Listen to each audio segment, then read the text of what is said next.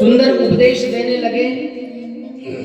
राज धर्म, दान धर्म, मोक्ष धर्म की व्याख्या भीष्म पितामह ने पांडवों को समझाया। भीष्म पितामह पांडवों को समझा ही रहे थे, इतने में द्रौपदी हंस पड़ी। पितामह ने कहा, बेटी तुम क्यों हंस रही हो? बोले नहीं नहीं पितामह, मेरी तो हंसी बस थोड़ी सी निकल गई। पितामह ने कहा, नहीं नहीं बेटी, तुम हंसी तो किसी प्रयोजन से, किस कारण से हंसी होगी?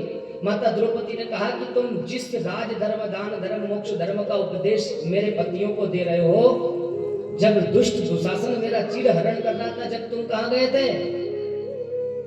आज तो तुम बहुत ज्ञान दे रहे हो बाबा, और जब दुशासन दुष्ट मेरा चीर हरण कर रहा था तब तुम कहां थे?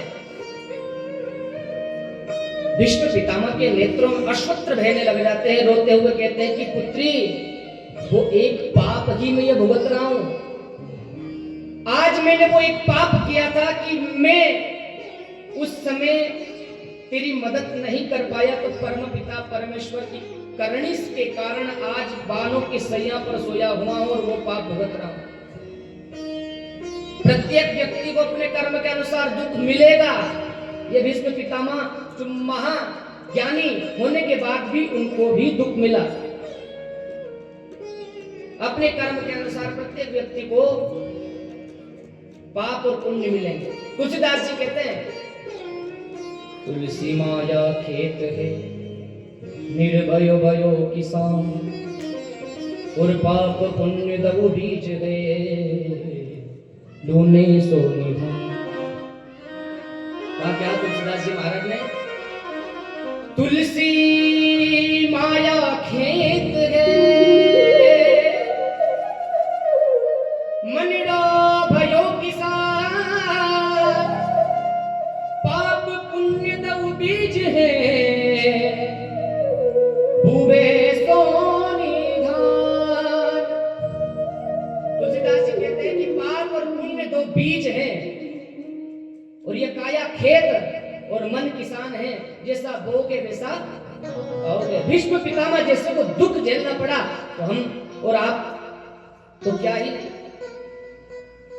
बहुत सुंदर उपदेश देकर भीष्म पितामह समझा रहे थे। माता द्रौपदी ने भी कहा, भीष्म पितामह के नेत्र सजल हो जाते हैं, रोते भी लगते हुए प्रार्थना करते हैं, भगवान सूर्य उत्तरायण में हुआ, अब मेरा जाने का समय हो गया। भीष्म पितामह को बंधुओं इच्छा मृत्यु का वरदान था।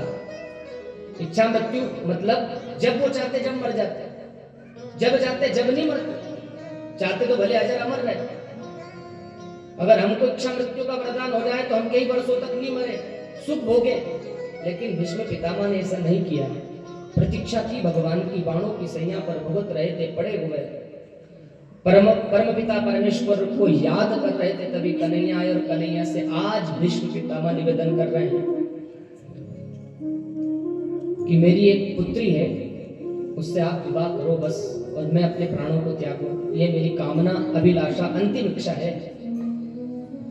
जेल में जब जो पापी जाता है तो जेलर साहब पूछते हैं कि क्या तुम्हारी अंतिम इच्छा बताओ, वो पूरी की जाए। तो सभी की अंतिम इच्छा पूरी होती है। तो भीष्म पितामह भी आज भगवान से कहने लगे कि जब पापियों की अंतिम इच्छा पूरी हो रही, तो आज मेरी भी एक इच्छा पूरी करो। भगवान ने कहा, क्या है तुम्हारी इच्छा? बोली, मेरी एक पुत्री है, उससे भी आप विवाह कर लो, और मैं बस भगवान के धाम को जाना चाहता हूँ। भगवान ने कहा, तुम्हारा विवाह तो हुआ नहीं बाबा, पुत्री कहां से आ गई? क्यों विडंबना में डाल रहे हो? इतिमति रूप कल्पिता वितृष्णा, भगवती सात्वत पुंगवे निजबना में। भगवान, ये बात सत्य है कि मेरा विवाह नहीं हुआ, लेकिन मेरी बुद्धि ही मेरी पुत्री है। मैंने मेरी बुद्धि को अपने पुत्री रूप में बनाया, और मैं आज से अपनी बुद्धि आपको सौंपता हूँ, अपनी पुत्री आपको देता हूँ, इसका कन्यादान करता हूँ और जा रहा हूँ। बहुत ही सुंदर भगवान भीष्म स्तुति का वर्णन भागवत महापुराण में बताया है। संस्कृत भाषा देव भाषा है, आप इसको साधारण व्यक्ति समझ नहीं पाएगा, लेकिन 2 क्षण हम भीष्म स्तुति को सुने, क्योंकि अंत तो गत्वा जो भी भीष्म स्तुति को सुनता है उस व्यक्ति में दुख नहीं पड़ता।